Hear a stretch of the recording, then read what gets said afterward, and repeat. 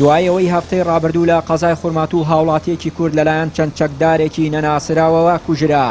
ئەمڕۆ نوێنەری حیزبە کوردستانیەکان و سەرۆکۆز و مامۆستایانی ئاینی خورمات و لە سەردانێکیان بۆ لای قاموقامی قەزای خورمات و هۆشداری دەدەن لە دواکەوتنی دەستگیرکردنی بکەرانی ئەو کارە. لە بەیاننامەیەکدا نوێنەرانی کوردی قەزاکە داوا دەکەن هەرچی زووە ئەنجامدەرانی ئەو کارە ئاشکرا بکرێن و بە پێچەوانەوە لە بەغداد سکاڵای خۆیان تۆمار دەکەن و لە هەنگاوەکانی لێک تێگەشتنی ئاشتی دەکشێنەوە. ئێمە لە دوای کوشتنی ئەو هاوڵاتیە داوا ئەکەین لە ئیدارەی شار و لە هێزە ئەمنیەکان بە زووترین کات تاوانباران ئاشکرا بکرێن و بدرێن بە دادگایەکی عادیلانە. ئەگەر نا و ئەگەر ئەو تاوانبارانە ئاشکرا نەکرێن و دادگایی نەکرێن و نەدرێن بە دادگا، ئێمە ڕێگای ترمان هەیە. یەکێک لەوانە خۆپیشاندانێکی بەرفراوان کە داوا ئەکەین لەو خۆپیشاندانە، لەو خۆپیشاندانەدا داوا ئەکەین بە زووترین کات تاوانباران کەشف بکرێن. و دووهەم گەیاندنی دۆسیەکە و تۆمارکردنی سکاڵای یاسایی لەسەر بکەران و تاوانبارانی ئەم کردەوە قێزەوەنە. سێیەم کشانەوەمان لە پرۆسەی ئاشتی لە قەزاکەدا. قایمقامی قەزای خورماتوش دەڵێت دەستێکی سیاسی هەیە لە پشتە و کارەوە بۆ نانەوەی پشێوی لە ناوچەکە، بەڵام ئەو دەواازانە داخراون تا ئەو کەسانە بتوانن لێوەی دزە بکەن و گرفت لە نێوان کورد و تورکمان دروست بکەن.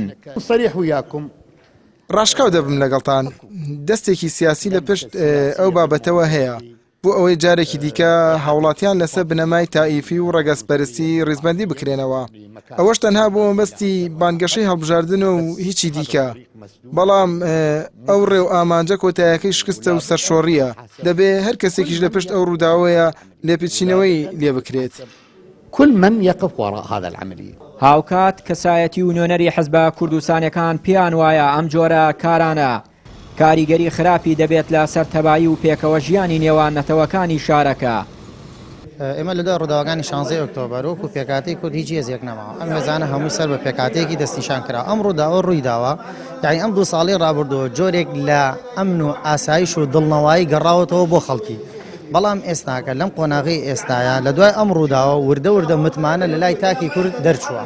ئێستاکە پێویستەکە هەنگاو بنرێ بۆ ئەوەی جارێکی تر متمانە بگەڕێتەوە بەڕاستی. دیارێمە لە ماوەی ڕابردووە و دوای ئەحداسەکان 16 ئۆکتۆبەر هەنگاوی زۆر جدیمان نابووە تەبایی بۆ پێکەوە ژیان و چەند جارێک کۆڕ و کۆبنەوە مۆتەمارات و پارەیە زۆر و سەرکردن و هاتن و ڕۆین و بۆ بەغدا و شارەکانی جنوبی عێراقیش دیارە ئەمان هەستان بە کردەوەیەکی یاوە تیرۆریستی کە هیچ ئەتوانین بڵێن هیچ پاساوێکیان نێشتۆ بۆ جارێکی درێمە بڕۆین کە هەنگاوی ئاشتیان لەگەڵا دانین کە ئێمە هاین لە ژێر فشاری جەماوەرەکەمانی شاجارە درێمە ناتوانین بڕۆین بەو شێوازە یان بەو کۆڕ و کۆبنەوانە لیانادانشین و منەی تەبایی و پێکەوە ژیان و ئاشتی بکەین.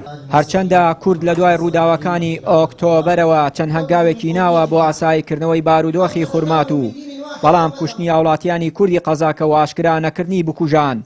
کوردی ئەو قەزایەی نیگەران کردووە و داوا دەکەن هەرچی زووە دەزگیر بکرێن تا دۆخەکە لەوە خراپتر نەبێت و شەڕ و پشەوی جارێکی دیکە لە خورمات و سەرهەڵ نەداتەوە. چیانوری کەناڵی ئاسمانی پەیام، قەزای خورمات و